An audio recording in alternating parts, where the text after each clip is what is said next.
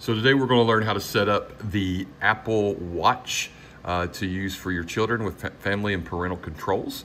I searched all over for some way to do this, and there was not a lot of info on it. So that's why we're doing the video today. So there's several steps here. There's over 30 steps to set this up. But the big first step is the infrastructure, okay? So first you're gonna need to set up your child's Apple ID. If they do not have an ID already, just Google how to do this, and it's super simple. If they already have an Apple ID, make sure that their birth dates are correct on there. Many people set up Apple IDs for their children before there were the children pieces of it, and you just have to change the date of birth because you couldn't put a younger date of birth a few years ago on an Apple ID. So, Apple ID, first step. Second is you gotta purchase an Apple Watch with GPS and cellular. The SE model or the newer models will work with it, but SE is probably the best choice for a child, just due to the cost of it and breakage and the things kids do to it. And then make sure you have an iPhone. Then activate the line on the Apple Watch with your carrier, whether it be Verizon, whomever. You'll need the MEIE number to do that. If you have issues with that, just go to your local store. And then pair the Apple Watch with the iPhone you will be using. Keep in mind, this process is for people whose children do not have an iPhone, and they're just going to be using that watch as a GPS locator, texter, and caller for the child. So you'll want to pair the Apple Watch or watches. You can do as many as you want to with your one iPhone. This is a huge piece. Go to your iPhone and download the latest iOS, okay? You'll do that by going into your iPhone settings, and then you go under General, and then Software Update, and make sure it is updated to the latest one. Then finally, in this infrastructure piece, you update the Apple Watch to the latest software. You'll go open this Apple Watch again once it's paired and everything, go under Settings, General, and then Software Update, and update that Apple Watch software. Okay, so that's the first step of infrastructure. Then there's a second step of infrastructure, and that's going to be to set up your family sharing. You're going to do this on your iPhone. You'll go under Settings and then Family Sharing. There is where you will connect your kids' Apple IDs, and any person, whether it be a spouse or a grandparent, whoever can see them as a parent or guardian. Now, this isn't the contacts, by the way, so this is just the family share on the Apple ID. It's not the contacts. I'll show you how to do that later. And then confirm as your device asks you to do, and make sure every device, whether it be a laptop, iPhone, iPad, have all those available, okay? Have that, your laptop, your iPhone, your iPad ready, everything you use, because they're gonna send confirmations to you based off what you've set up in your Apple ID for your children to confirm with. So you're gonna get these alerts, and I found that they're not consistent. Some of them went to my watch, some of them went to my iPhone, some of them went to my Mac, so I just had them all available. So just have all of your personal devices ready. The Apple Watch is made for adults. It's not made for children. So if you're leaving a Gizmo, Gizmo is a full infrastructure for children, but it's got its limitations. And I won't talk about the positives and negatives of that, because I can post about that. But this is about understanding that this watch isn't made for a child, okay? So you have to make it child protective at that point. And a lot of people aren't using those controls, and that's what I found even when I called Apple. A lot of people don't know how to use the children's controls on these, and this is why I think it's so important. So you'll go back under your family sharing, which is going to be under your settings function in your iPhone. Everything I'm going over right now is in the iPhone, okay? Family settings, find the child's name and select it. And then under that, there's a menu that says screen time. Select that. Then select communications limits. And then select during screen time, contacts only. That means that when they are on it and using it, only contacts can reach out to them, okay? Meaning the contacts are saved in the phone, and I'll show you how to do that here in a second. And then select during downtime, contacts only. Then you go toggle over to manage your child's names, contacts. And there's that little button that you can make green or white. Make it green, and that means that you manage the contacts. It's not done on that watch.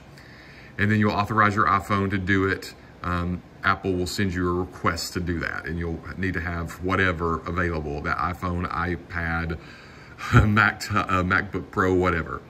Now, once that's done, you'll be able to add contacts by selecting contacts.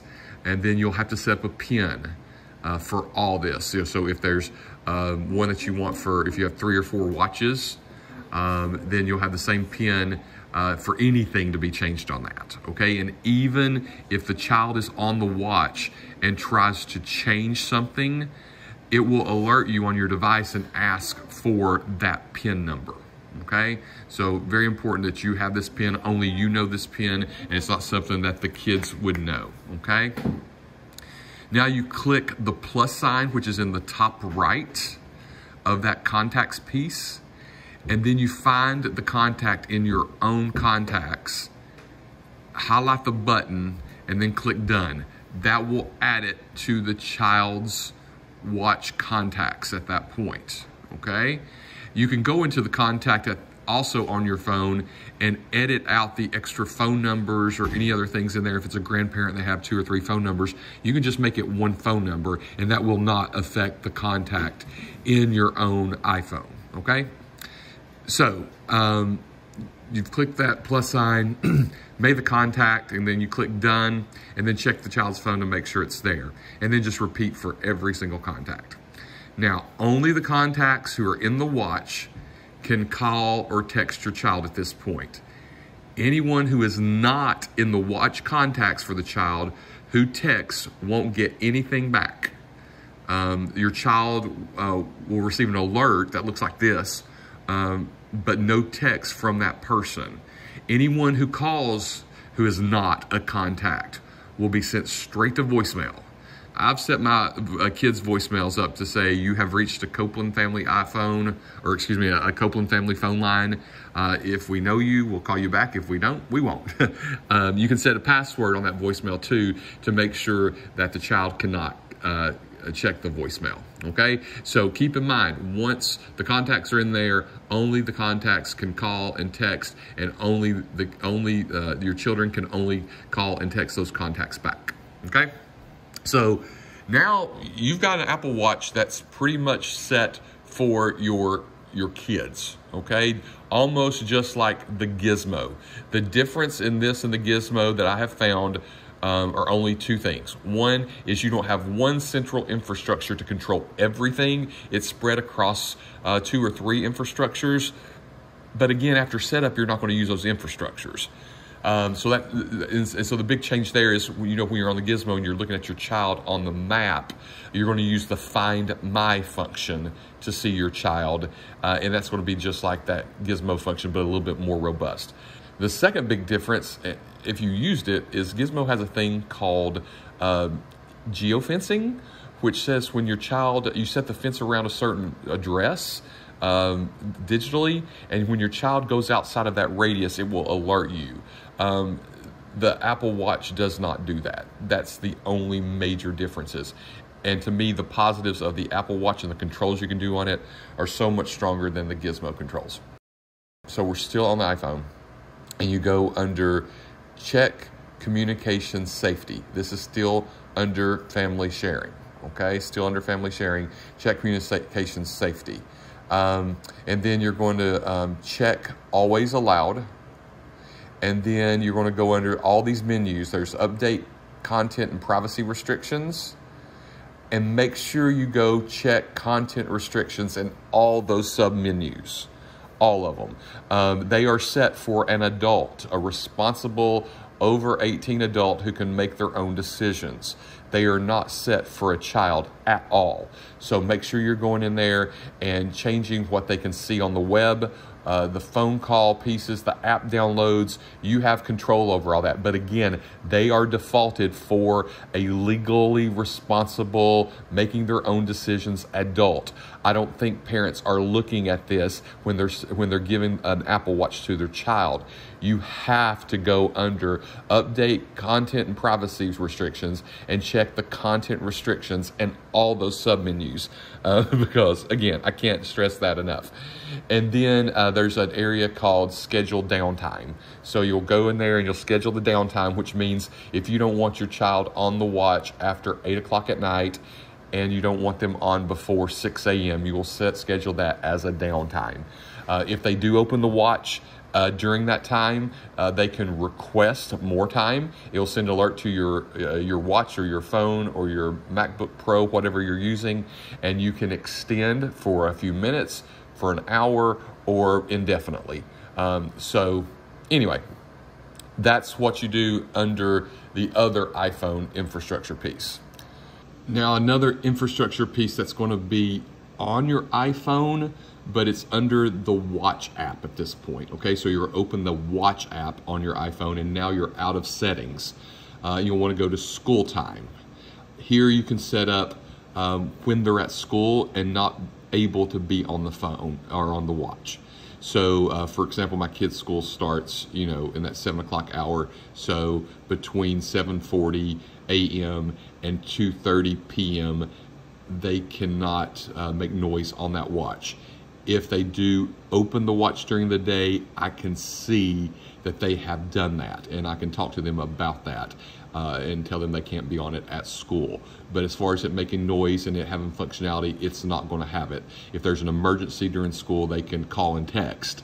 That's fine, but you're going to need to monitor as you would with any, even the Gizmo watch. You're going to have to monitor that they're not doing that. You can turn it off and control it if you see that your child is using it too much during the school time when it's outside the rules. So that's actually done again on the Watch app within your iPhone. And then I think the last thing you're going to do is get your child's Apple Watch, and then you go into Find My on their Apple Watch, and then you hit Share Location. And it will give you an option with the people within the contacts to share their location with. I do not share location with all the kids' contacts. They have about 15 to 20 contacts, but only the parents can see them on the map. So that's going to be under Find My. So now when you open and go back to your iPhone, you can go under Find My, and you're going to be able to see your children on the GPS map also. So that's how you set up all the kids' pieces on the Apple Watch. It's a lot of work, but it's one time. Once you have it done, you have probably the best child communication device out there that protects them from any pieces that you do not want them on in the social media world, the outside world, the internet world, all those pieces. So have a great day.